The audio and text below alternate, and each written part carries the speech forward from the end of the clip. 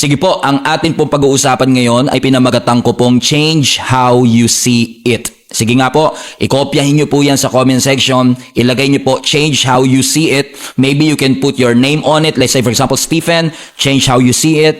Or Christine, change how you see it in the comment section. That's the message that God has for us today. And we are going to talk about perspective. And probably you heard a lot of preachings about perspective. But I assure you that this particular message is going to really broaden your perspective about perspective. Are you ready for the word? Okay, Ephesians chapter 2 verse 10. Okay? Ephesians 2 verse 10. While you are turning, please continue sharing or tagging your friends and family. We're just starting po sa word. So kung kayo po'y kakarating pa lamang, we welcome you.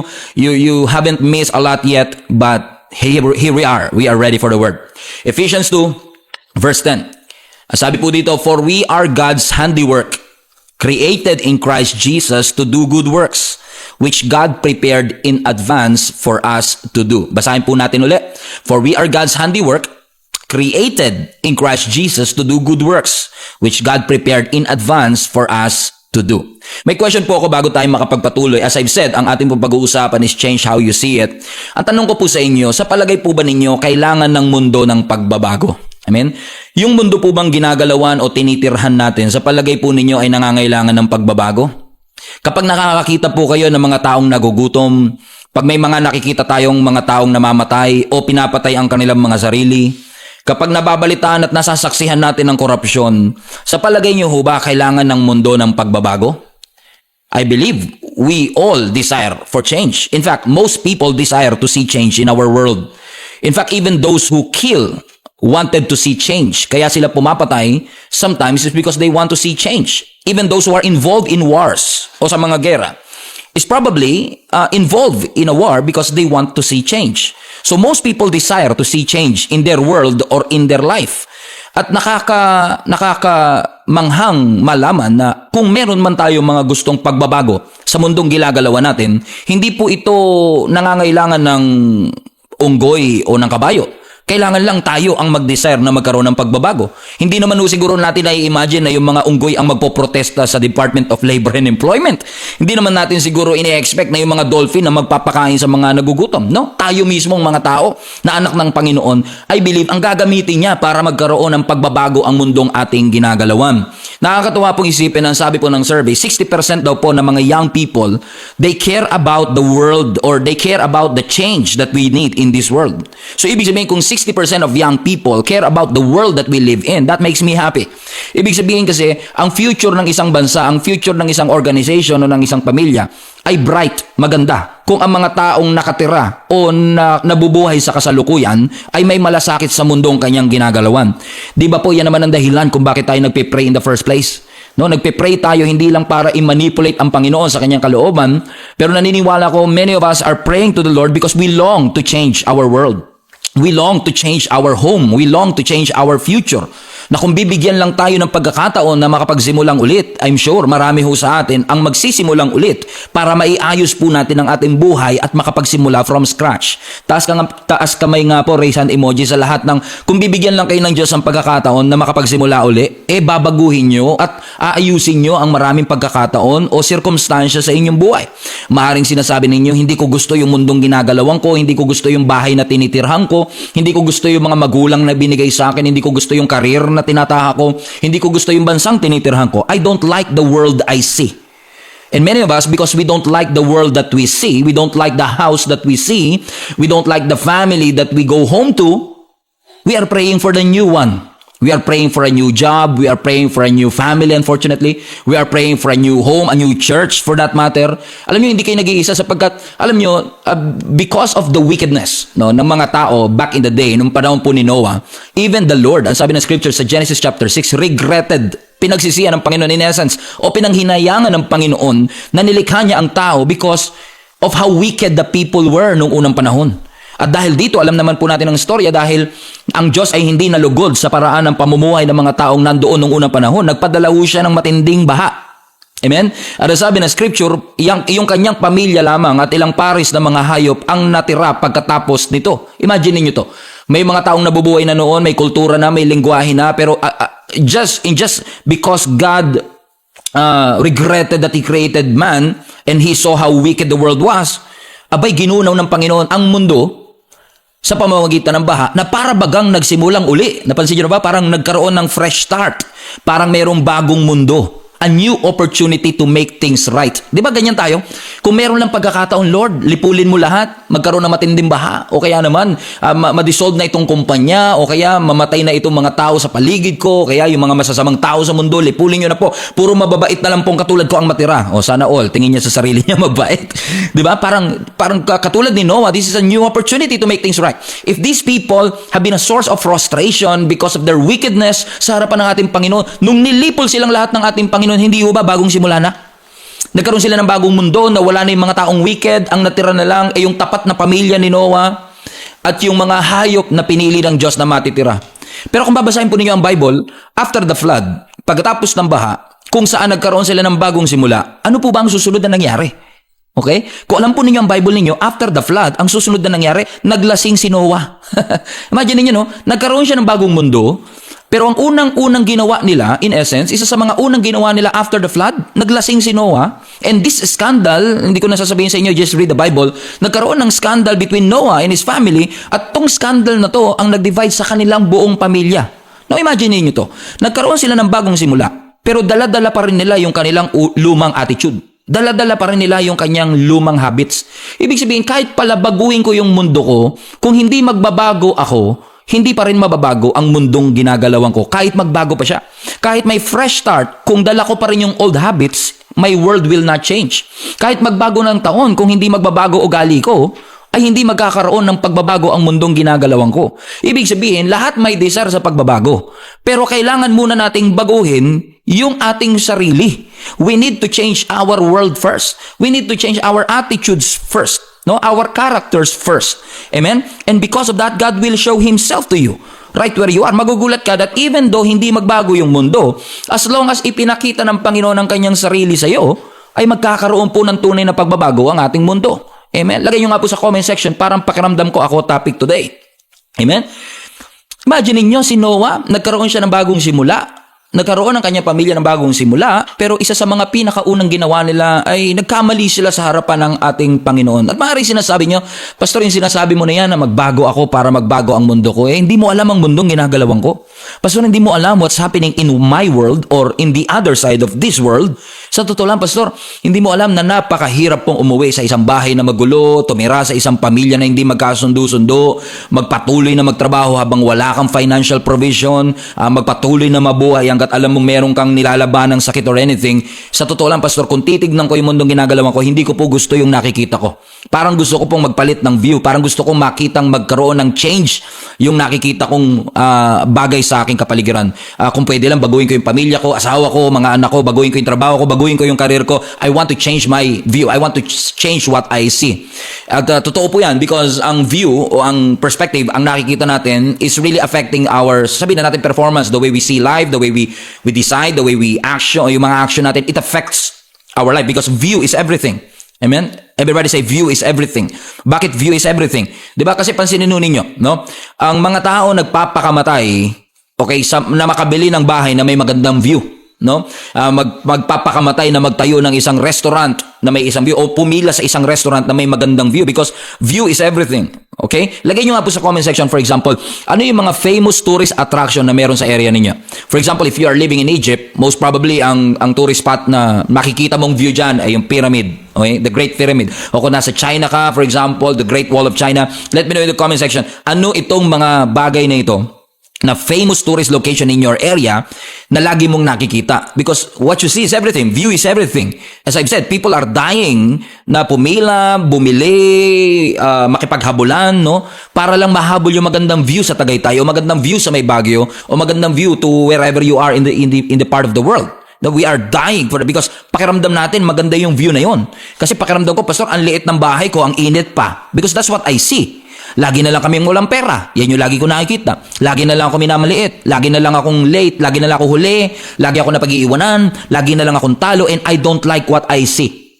Amen? What are those things that you wanted to see? For example, si Ramil, sa kanila yung mga Red Sun. Okay, kay Kyle sa Mount Pulag. O si Melly J, Mountains. Or Vitalis. Or Tokyo Tower. Or anumang bagay na yan, no, that you are seeing. is affecting your perspective. So hinahabol mo kung merong magandang perspective. And unfortunately sa buhay natin parang ganun din. Pag nakikita natin yung iba, na pakiramdam natin meron silang mas magandang view, mas maganda yung buhay nila, mas angat yung kanilang buhay, hindi compare sa bahay namin, ang liit-liit na nga, ang init pa, this is what I see, I don't like what I see, I don't like what I feel insignificant, I feel like I am faceless. So ayoko na sa mundo. Gusto ko yung mundo nyo. Gusto ko yung view dyan. Gusto ko yung buhay ninyo dyan. Ayoko na dito sa buhay ko. Kaya iba, magpapakasal na nga lang ako para makaalis na ako dito sa impyernong buhay na ito. Gusto ko na maging independent. No, bubukod na ako sa mga magulang ko kasi hindi ko gusto yung nakikita ko sa aking pamilya. Na parang bagang pag sumisilip ka sa bintana ng ibang tao, pag tumitingin ka sa post ng ibang tao, pag tinitignan mo ang buhay ng ibang tao, tinitignan mo yung mga kapitbahay, kaklase mo, nakikita mo yung mga post nila, parang pakiramdam mo, yun yung view na gusto mo. Yun yung gusto mong laging nakikita, yun yung gusto mong laging nararanasan sa iyong buhay. Bago na naman sapatos nila, napunta na naman sila sa ibang bansa, yung damit niya bago na naman. Pero let me tell you this. Not everything that you see in that window is beneficial for you. Not everything that you see in that window is honest. Hindi lahat ng nakikita mo sa buhay ng iba totoo. Hindi lahat ng nakikita mo sa post ng iba ay totoo. At kung isasalig mo diyan sa nakikita mo sa iba, yung pagpapalit ng nakikita mo sa iyong sariling buhay, baka magkaroon ka ng matinding problema. Kasi let me tell you this, I've lived in this world long enough para po mapatunayan na kung chaotic ang iyong mundo, chaotic din marahil yung kanilang mundo. Na imbis na, ang suggestion ko sa iyo, imbis na baguhin mo yung nakikita mo, baguhin mo na lang kung paano mo siya tinitignan. So what we want usually is to change what we see, but we don't want to change how we see it. Yun ang dapat eh. Hindi mo lang dinidesire, mabago yung nakikita ko. Kundi kung hindi man mabago, Lord, baguhin mo kung paano ko siya tinitignan. Anong tingin ko sa mga view na ito? Na imagine mo, for example, sa may Tagaytay, yung Taal Volcano. Maaaring kung nakatira ka sa Nasugbu, nakatira ka sa Taal, nakatira ka sa Tagaytay, baka yung view na yan nilalagpas-lagpasan mo na lang. Samantalang yung mga nasa Visayas, Mindanao, maaaring excited sila na makita yung view na yan.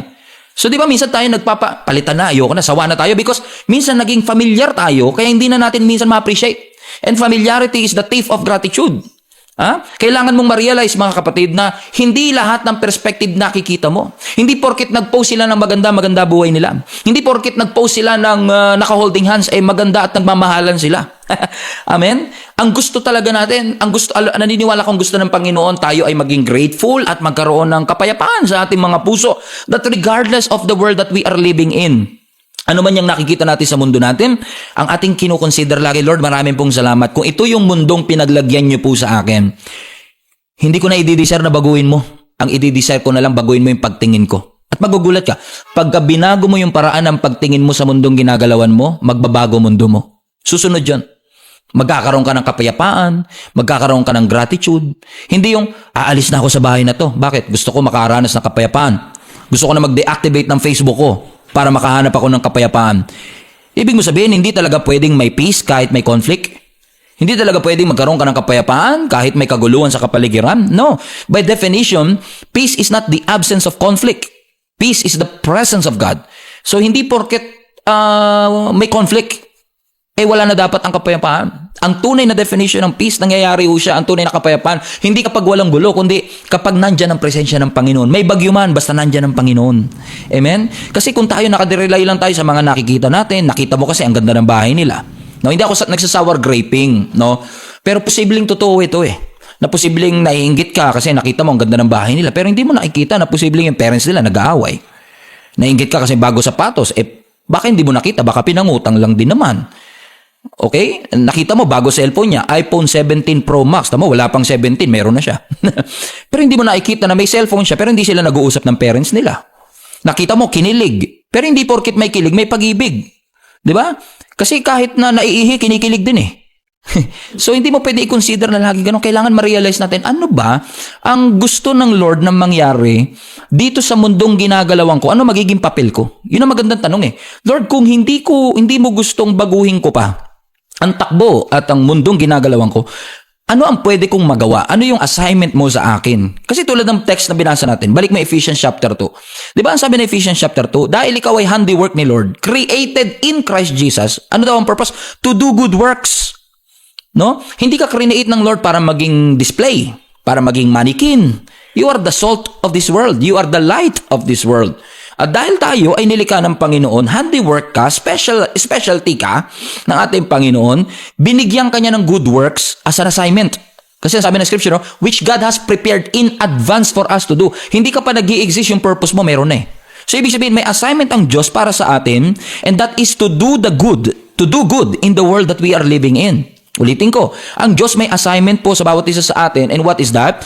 To do good in the world that we are in. Kasi ang world mo, ang mundo mo, punong-puno ng kalituhan, chaos, chaotic, punong-puno ng takot, punong-puno ng shame, ng anxiety. Unfortunately, many of our world, halimbawa, perspective natin, madalas ang perspective natin is limited sa mga nakikita mo lang sa screen sa cellphone mo. So dahil hindi ka naman nakarating doon, di mo naman napuntahan, kung ano yung nakita mo minsan sa screen, yun na yung pinaniwalaan mo. Kinainggitan mo, yun na rin ang naging reason ng frustration mo. So ang mundo mo minsan limited by the friends that you have on Facebook. Kasi yung mga kaibigan mo, ito yung nakasanayan, ito ang ginagawa, akala mo yun lang yung mundo. Kaya napakahalaga to change your world. Mahalaga yan, no? Hindi yung mundong nakikita mo, kundi yung mundong pinapaniwalaan mo. Ano yung mundong ito na nakikita mo na inassign ng Panginoon sa iyo na ma-accomplish? I hope hindi ito masyadong malalim, no? Ang daming mundo. Ang daming mundo na binabanggit ko, no? Pero I hope that you understand where I'm coming from, na baka desire tayo ng desire, Lord, baguhin mo ako, ilagay mo ako sa ibang pamilya, sa ibang school, sa ibang kumpanya, ilagay mo ako sa ibang bansa. Pero it's not really the world that we see, it's the world that ano yung mundong pinapaniwalaan mong ibinibigay ng Panginoon, baka naman posible siya kahit nandyan ka, kung gagawin mo yung assignment na pinapagawa ng Panginoon.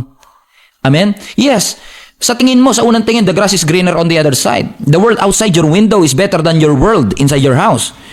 Pero baka hindi pinapakita yung gulo, yung misunderstanding, yung kailangan buksan natin yung mata natin.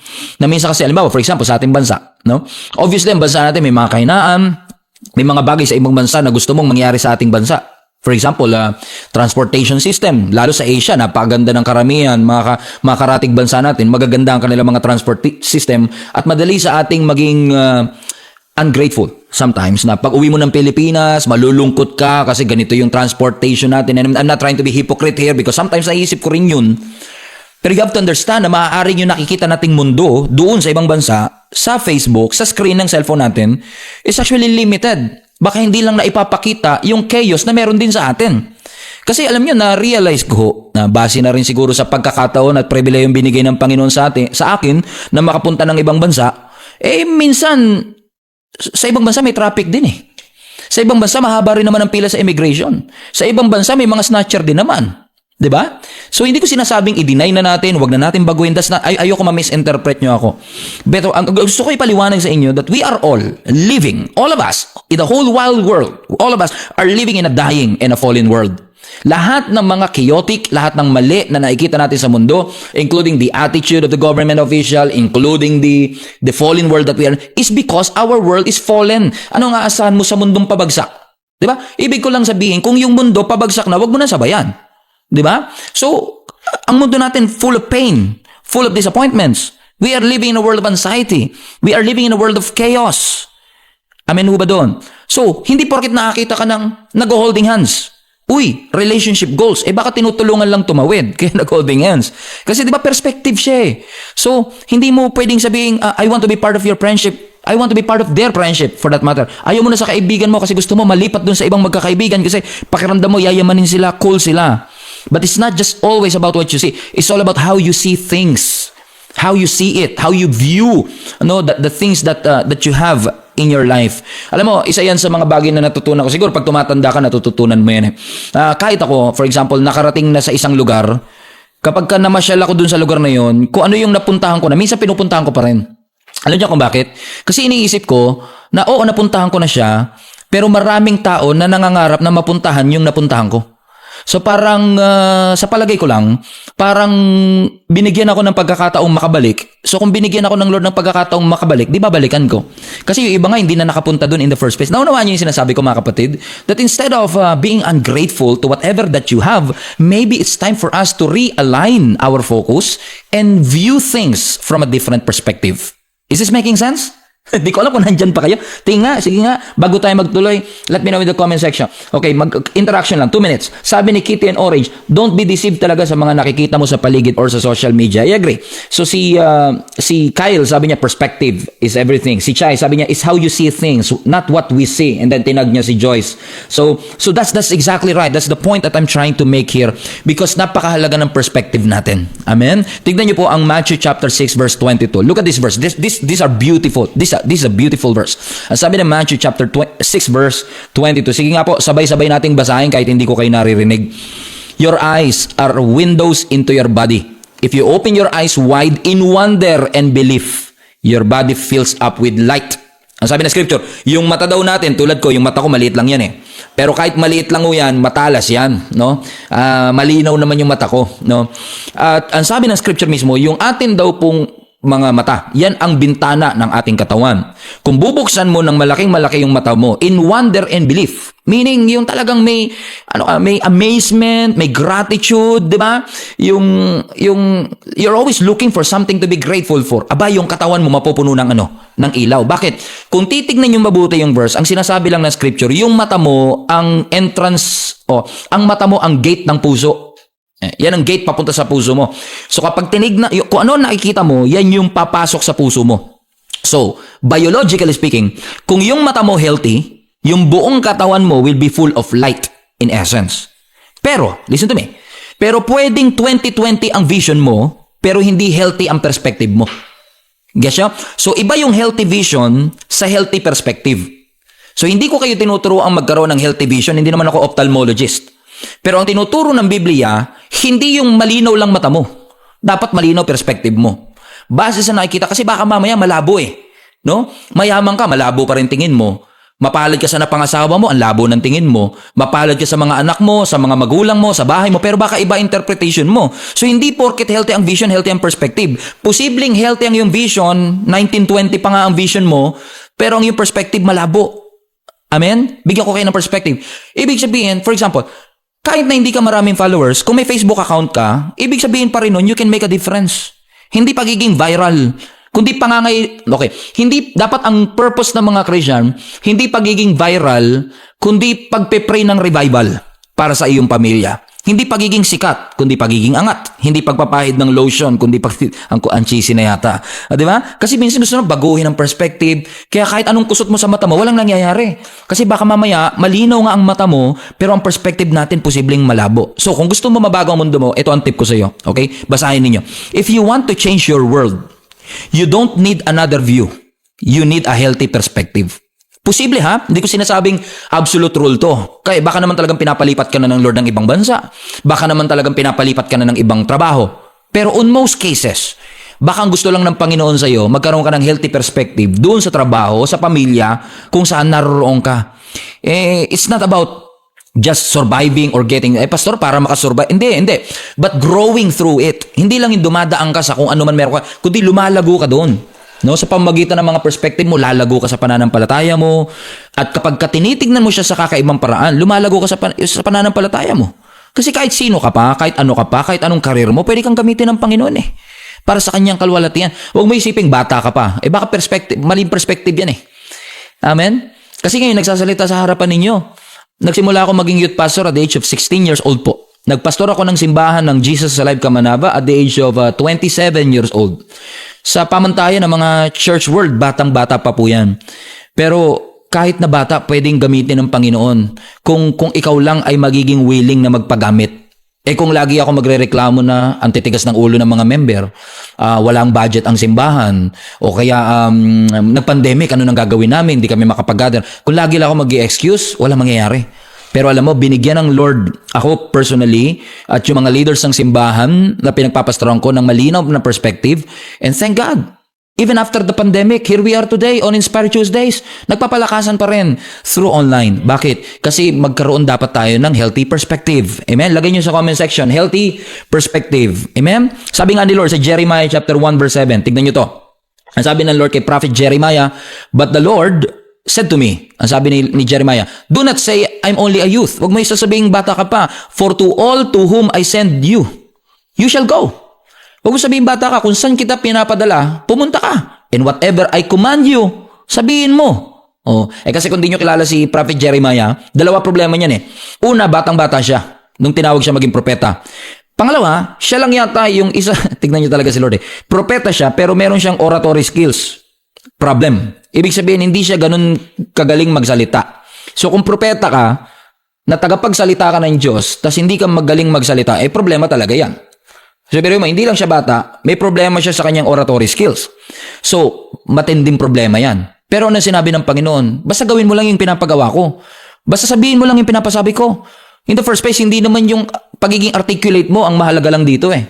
Hindi lang yung pagiging eloquent mo, hindi yung vocabulary mo. Kasi hindi naman ikaw yung magsasalita, kundi si Lord ang magsusupply ng salita. Amen? Sa mga sasabihin mo. Pag tinignan mo pa si Prophet Jeremiah, tignan mo yung background story niya. Hindi mo aakalain pwede siya maging prophet. Galing ba siya sa priestly family? Medyo. Pero hindi katulad talaga ng kasi nasa Benjamin tribe siya eh. So hindi parents ang naging basihan, hindi family background na naging basihan, hindi board of directors ang nag-assign sa kanya. Diyos ang tumawag sa kanya. In fact, kung titignan niyo yung previous verses before verse 7, makikita ninyo na ang sabi ng Panginoon, pinili na siya bago pa man siya ipanganak. Diba? Before I formed you in your mother's womb, ang sabi ni Lord, I knew you, I set you apart. Ibig sabihin, hindi pa siya pinapanganak, may plano ng Panginoon sa kanya. Pero ano nakita niya sa perspective niya? Hindi ko kaya. Pero ano sabi ng Panginoon? Huwag mo isiping bata ka, yan yung nakikita mo. Pero yung perspective ng Diyos ang mahalaga. From where God sits, yun ang pinaka-importante sa lahat. Saan ba nakaupo ang Panginoon? And since it's the Lord who called us, kung si Lord ang tumawag sa atin, si Lord lang makakapag-disqualify sa atin. Hindi ka pwedeng i-disqualify ng iba kung si Lord tumawag sa iyo. Amen po ba mga kapatid? So I want to encourage somebody. Maybe there are some leaders up here na nakikinig ho sa akin. Maybe you are frustrated, hindi mo alam kasi parang pakiramdam mo, your church is not big enough, your volunteers are not that many, pakiramdam mo kulang sa resources, kulang sa budget. Pero sinasabi ng Panginoon, huwag kang mag-alala sa kinabukasan because the grace that you need will be there when you get there. Lahat ng grace na kailangan mo doon sa pupuntahan mo, makukuha mo pag nandun ka na. Pero pag nandito ka, hindi mo talaga muna makukuha. Kailangan mo muna sumunod. So yung grace na kailangan mo, darating yan. Pero pag nandun ka na. Amen? Yan yung po yung lagi kong sinasabi. I'm not trying to make this message about me. Pero yan ang lagi kong sinasabi. No, I'm 39 years old na po. At pag ako 39 na, pag binabalikan ko po yung Stephen na 19 years old, at kakausapin ko siya at sasabihin ko sa kanya, alam mo Stephen, 20 years later, you are going to host an Inspire Tuesday and with literally thousands of people will be joining you. Parang nakakatawa, hindi ka makakapaniwala. Kasi paano mangyayari yun? Nung time na yun, walang ni isang resources ang youth ministry, pagkain lang namin sa youth service, hindi namin lang kung saan kukunin, battery ng microphone, hindi namin mai-provide. Tapos sasabihin mo, God is going to use the technology and my skills na bulol ako, stutterer ako, hindi ako marunong magsalita, kinakabahan ako sa harap ng maraming tao. Pero dahil sumunod ka lang, yung grace na kinailangan ko dito, dumating nung nandito na ako. So, ibig sabihin, kailangan ko munang sumunod. Kahit pa ano yung nakikita kong discouragement, kahit na frustrating yung nakikita ko sa bintana ko, as long as susunod ako sa Panginoon, titignan ko yung nakita niya. So, yung nakita ng Diyos, tinawag ka, pinili ka, sinelect ka ng Panginoon. Kasi kapag kasama mo na si Lord, there's a whole new world. Diba? Sabi nga ni Prince Ali, a whole new world, a new fantastic point of view. Alam niyo ba yung kanta na yan? A whole new world, a new fantastic point of view. Pinapakita yung bagong perspective. Grabe, no? Napunta pa tayo sa Aladdin. So, wag mo iisipin na, ganito na lang data talaga, susuko na ako. No. Bring that change that you desire into the world that you are living in. After all, you are wired for change. You are wired for great things. You are wired for growth. You are wired for victory. Maybe hindi mo lang natatap kasi nagdududa ka. So don't allow the world to change you. Huwag mo hayaan na yung mundong tinitignan mo, yun makapagpabago sa iyo. Because you can. You have the ability by the grace of God sa pamamagitan ng Panginoon. Kasi sabi nga, greater is He that is in you than he that is in the world. Jesus is far greater than that fear that you have in your hearts. So ibig sabihin, kung si Lord masigit dyan, huwag mong hayaan na yung mundong ginagalawan mo, yun ang magbago sa perspective mo. Dahil mahirap yung mundong ginagalawan mo, isipin mo, mahirap na kami, dito na kami mamamatay, hanggang dito na lang kami. Do not allow what you see in that window to change you. You have the ability to change the world that you are living in by the grace of God. Kaya nga ikaw yung asin at ilaw eh. So kung ang mundong ginagalawan mo palubog, wag mo sabayan. Tulungan mo yung pamilya mo, tulungan mo yung karir mo, tulungan mo ang buhay mo. no, na gumawa at makalakad base sa purpose ng Panginoon sa iyo. Amen? Huwag mong hayaan na yung pamilya mo hindi kikilala sa Diyos. Huwag mong hayaan na yung mga office mates or classmates mo hindi kikilala sa ating Panginoon. If God can use a stutterer to become a pastor, God can use anybody. Basta willing ka at ready ka, pwede kang gamitin ng ating Panginoon. Ano ang susi? Change how you see it. Amen? Let me know in the comment section, change how you see it. Ano po mga takeaways ninyo mga kapatid sa atin po pinag-aralan ngayon? Babasahin ko. Quick takeaways lang, maiksi lang para mabasa ko. Ano yung mga tinuro ng Panginoon sa inyo sa perspective na meron kayo?